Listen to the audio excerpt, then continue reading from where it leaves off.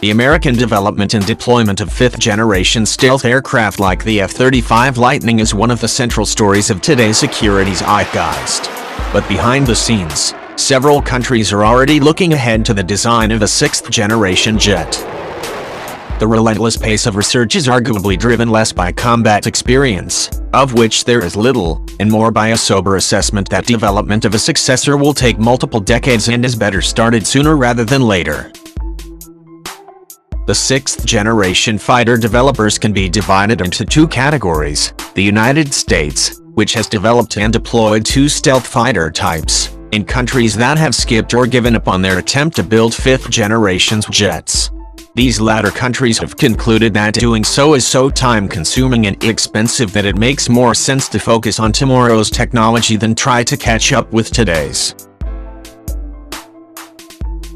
The latter include France, Germany and the United Kingdom, which are in the preliminary stages of developing sixth-generation FCAS and Tempest fighters. Russia, which has given up on developing its Su-57 stealth fighter for at least a decade, but is talking up a conceptual sixth-generation MiG-41 interceptor, and Japan, which is contemplating a domestic sixth-generation F-3 stealth jet, but may settle for a foreign-inspired fifth-generation design.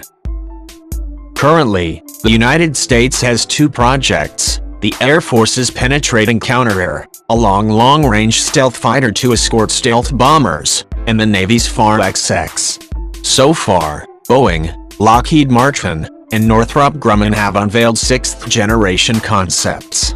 Furthermore, a third set of countries, notably including India and China, are still refining the technology for the manufacture of fourth- and fifth-generation aircraft.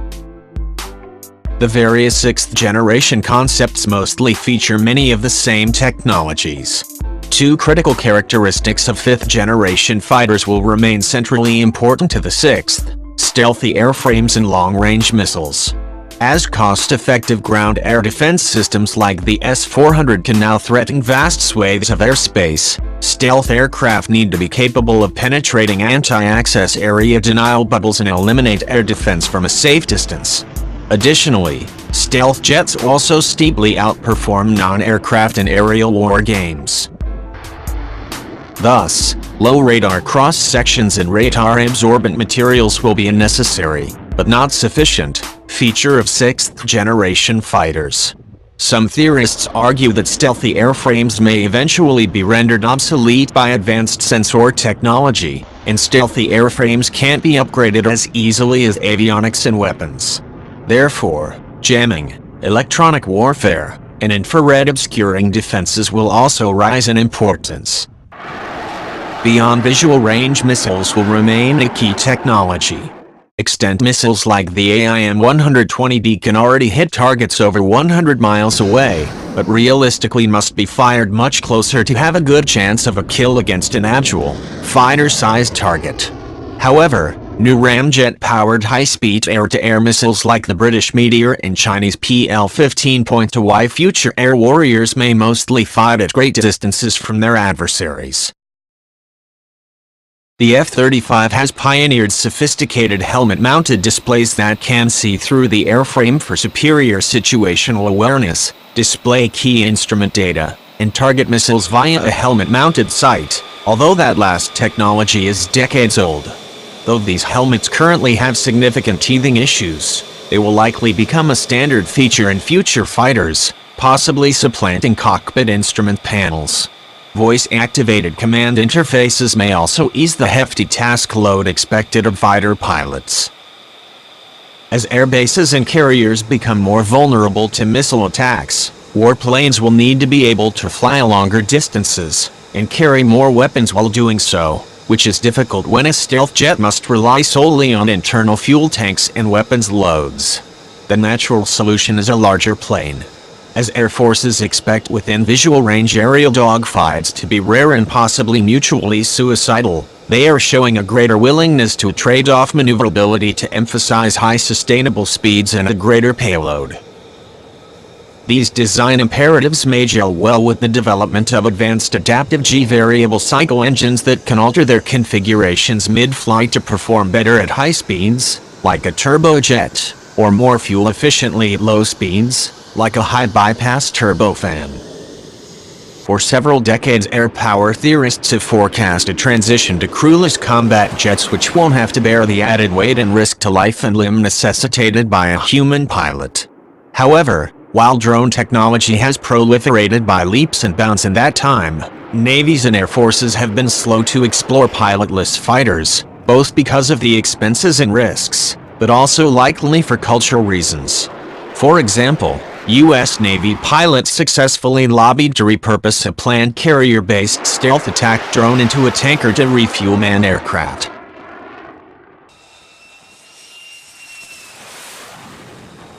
One of the F-35's key innovations is its ability to soak up sensor data and share it via data links to friendly forces, creating a composite picture. This could allow a stealth aircraft to ride point and ferret out adversaries, while friendly forces maneuver into advantageous positions and sling missiles from further back without even turning on their radars. Because this tactic promises to be such a force multiplier, fused sensors and cooperative engagement will become a standard feature of 6th generation jets, and the fusion will likely be deepened by integrating satellite and even drones deployed alongside jet fighters. Sensor fusion and optional manning, however, imply that 6th generation jets will rely heavily on data links and networks which could be disrupted by jamming or even invaded through hacking. Ground logistics networks, such as the F-35's Alice, promise significant improvements in efficiency, but also expose even landed aircraft to potential cyber attack. Thus, 6th generation avionics systems not only must be designed for resilience versus electronic and cyber warfare, but may be capable of launching such attacks on adversaries. For example, the Air Force has successfully tested the ability to invade networks and insert data packets, such as viruses, a capability of the Navy's fighter-borne next-generation jammer.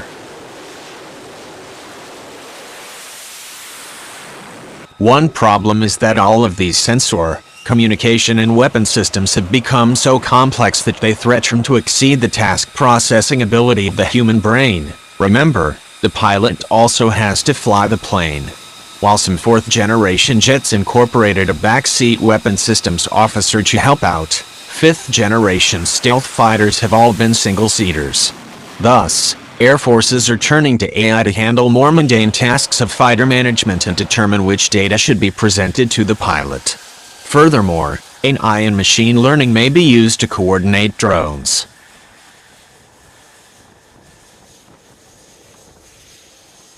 In October 2016, two FAR-18 Super Hornet deployed 103 Perdix drones in a test over China Lake. Animated by an AI hive mind, the drones swarmed down like a cloud of locusts over a designated target point. Kamikaze drones have already been used in action, and it is easy to see how relatively small and cheap drones could become a particularly terrifying weapon.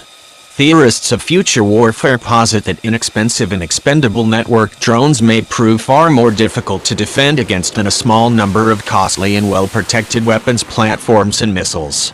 However, 6th generation fighters will likely also work with larger, faster and fancier drones to serve as sensor-bearing scouts, weapons platforms, and decoys.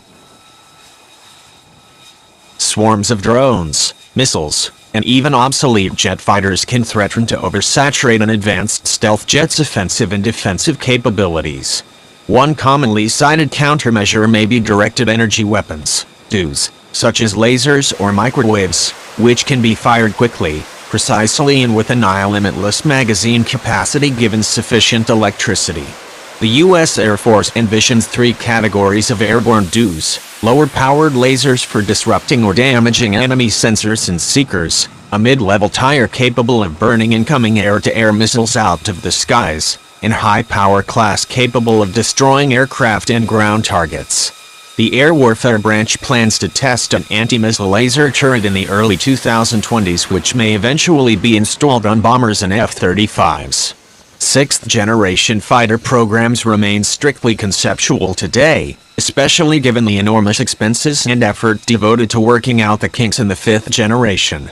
Many of the component technologies such as lasers, cooperative engagement, and unmanned piloting are already in well under development, but integrating them into a single airframe will still prove a significant challenge.